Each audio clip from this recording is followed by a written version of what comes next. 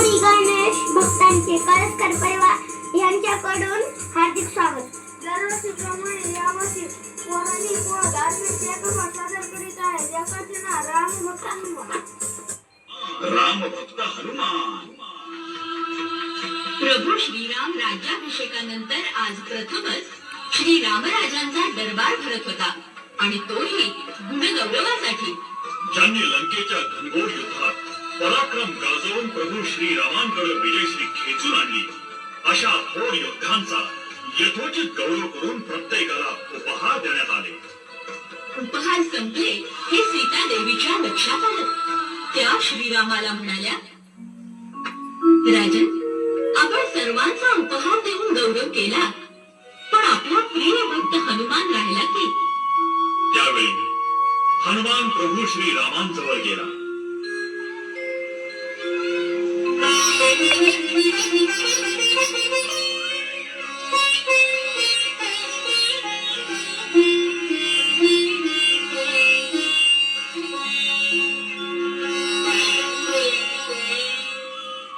हनुमंता, तू खरंच उपहार देण्याचा राहिलास.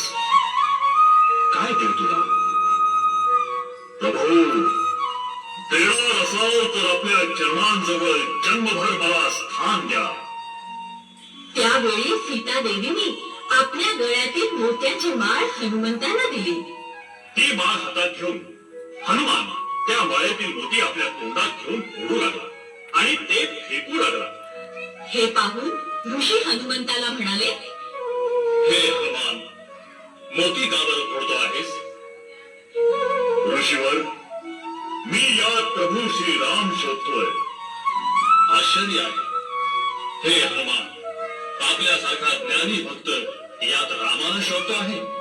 मुनिवर, सृष्टीतील प्रत्येक वस्तू चराचरात मला प्रभूंचं दर्शन घडतं.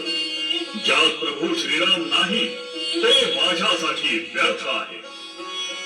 हे हनुमान, मग तर तुमचे शरीरही व्यर्थच आहे का?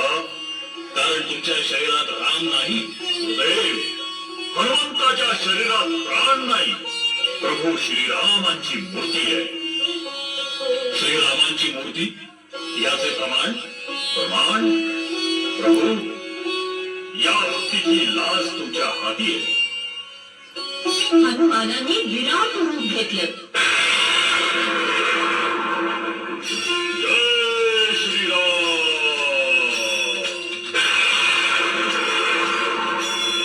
जय श्रीराम.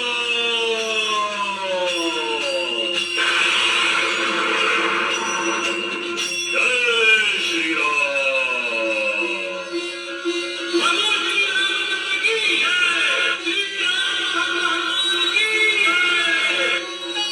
हनुमानाच्या हृदयात प्रभू श्रीरामांचं दर्शन करताच वानर सेना आनंदानं नाचू लागली. हनुमंताची रामभक्ती पाहून स्वर्गस्थ देव, शंकर, पार्वती आणि ब्रह्मा आनंदित झाले आणि त्यांनी भरभरून आशीर्वाद दिले. हे अंजनीच्या सुता, तुला रामाचं वरदान.